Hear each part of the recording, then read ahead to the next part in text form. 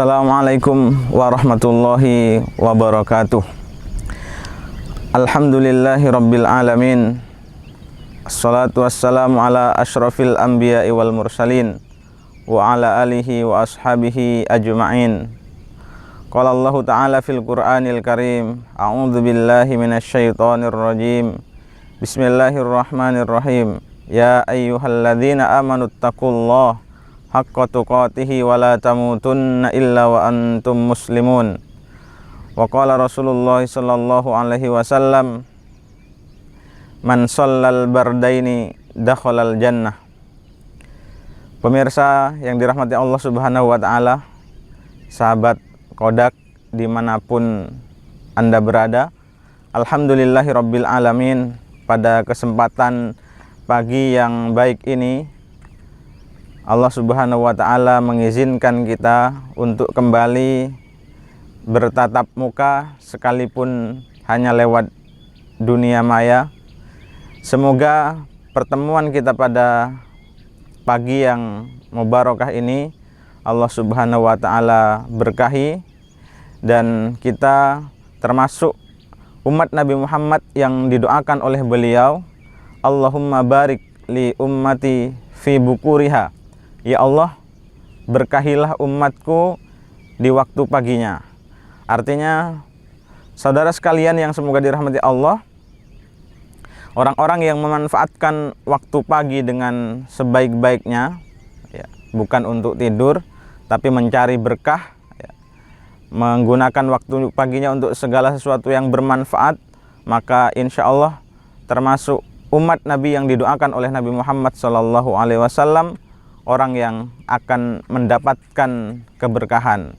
Semoga keberkahan itu senantiasa meliputi kita, senantiasa mengiringi kita, agar hidup kita bermanfaat baik di dunia maupun di akhirat. Para pemirsa yang dirahmati Allah Subhanahu wa taala, pada kesempatan yang baik ini kita akan menyampaikan satu tema terkait dengan keutamaan orang yang melaksanakan sholat subuh.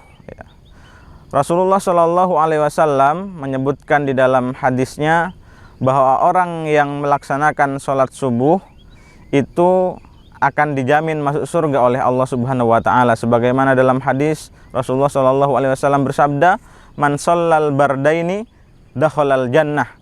Siapa yang sholat di dua waktu yang dingin, sholat subuh dan sholat asar, maka dia akan masuk surga. Jaminan surga bagi orang yang melaksanakan sholat subuh dan sholat asar. Karena memang sholat subuh ini godaannya berat sekali, saudara sekalian yang semoga dirahmati Allah Subhanahu wa taala. Banyak yang menggunakan waktu subuhnya untuk tidur, bahkan sampai molor menjelang siang, sehingga mereka melalaikan waktu subuhnya untuk melaksanakan salah satu kewajiban yang Allah wajibkan kepadanya. Kemudian agar kita lebih semangat lagi untuk melaksanakan sholat subuh, maka Rasulullah SAW menyampaikan nasihat di dalam hadisnya. Rasulullah bersabda, layyali jannaro man shalla qabla tulu'is syamsi wa qabla gurubiha. Tidak akan tersentuh api neraka, tidak akan masuk ke dalam neraka orang yang melaksanakan sholat sebelum terbitnya matahari, ya, artinya sholat subuh, dan orang yang melaksanakan sholat sebelum terbenamnya matahari. Jadi sholat subuh dan sholat asar ini, ma'asyiral muslimin rahimakumullah, memang menjadi ukuran, ya, agar kita diselamatkan dari api neraka. Kemudian berikutnya, ma'asyiral muslimin rahimakumullah, ya, ketika kita bisa melaksanakan sholat subuh dengan baik, maka kita termasuk orang yang menjaga jaminan dari Allah Subhanahu wa taala. Sebagaimana di dalam hadis Rasulullah SAW menyampaikan, man shalla subha fahuwa fi dhimmatillah.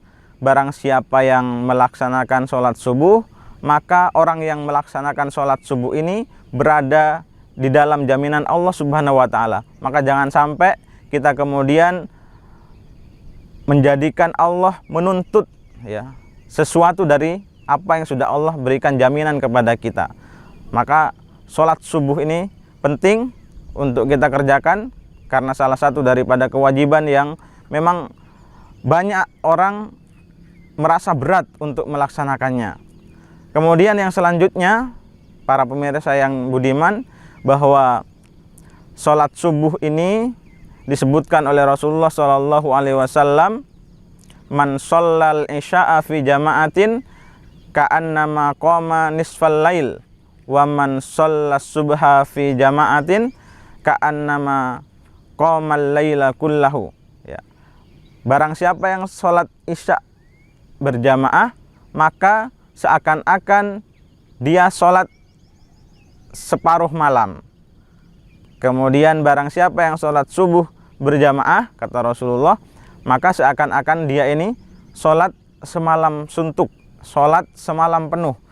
Itulah ma'asyiral muslimin, bahwa ketika kita mampu melaksanakan sholat isya berjamaah, itu pahalanya kata Rasulullah SAW sama dengan sholat separuh malam. Kemudian kalau kita sholat subuh berjamaah, maka pahalanya sama dengan sholat semalaman penuh. Maka jangan sampai sholat subuh ini kemudian kita tinggalkan dikarenakan sebab-sebab yang membuat kita tidak bisa bangun subuh. Misalkan begadang di malam hari hanya sekedar nonton segala sesuatu yang kurang bermanfaat, atau main game yang kurang bermanfaat, kemudian paginya kita tidak bisa bangun. Ini jangan sampai kemudian kita kehilangan fadilah, keutamaan daripada sholat subuh. Dan yang terpenting juga, yang tidak kalah pentingnya, orang yang melaksanakan sholat subuh ini disebutkan oleh Rasulullah SAW terbebas dari kemunafikan. Ya. Salah satu ciri orang yang terbebas dari kemunafikan itu adalah dia senantiasa melaksanakan sholat subuh. Ya. Rasulullah SAW menyampaikan, sesungguhnya sholat yang paling berat bagi orang munafik itu adalah sholat subuh dan sholat isya. Inna asqala sholatin alal munafik sholatis subhi wa sholatil isya. Sesungguhnya sholat yang paling berat bagi orang munafik itu, kata Rasulullah SAW, adalah sholat subuh dan sholat isya. Maka saudara sekalian, saya mengajak kepada diri kami pribadi dan kepada Anda semuanya, mari kita perhatikan sholat kita dengan baik, ya, karena sholat itu adalah tolak ukur kebaikan seorang hamba kepada Tuhannya. Ya, dengan menjaga sholat subuh, apalagi kita bisa melaksanakannya dengan berjamaah, ya, menjaga sholat isya, sholat asar, sholat yang 5 waktu, semuanya kita jaga, kita laksanakan dengan baik. Semoga Allah Subhanahu wa Ta'ala menjadikan kita termasuk golongan hamba-hambanya yang senantiasa berusaha untuk meningkatkan ketakwaan kita kepada Allah, menjadi pribadi yang lebih baik dan lebih baik lagi dari hari ke hari.